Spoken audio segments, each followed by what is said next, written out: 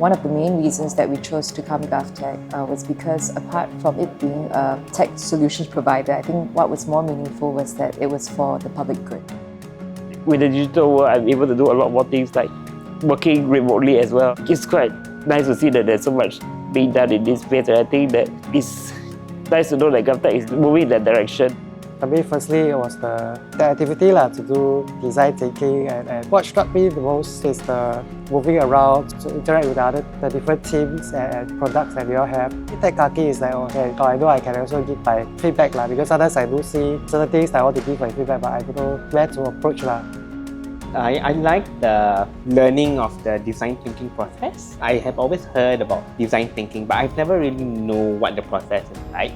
So for me to go through a mini version of the process, that was the best takeaway. This is the first time we are hosting a design thinking workshop with PwDs. We know that the secret to hosting a good design thinking workshop, is knowing your participants well. Other than in this session, we want to benefit the PwD leaders from the Purple Parade program. Something that we want to achieve for GovTech is the experience of hosting design thinking workshops. What I would love is to really see a Singapore that allows everyone to participate in society more equally through digital solutions and not just the physical solutions.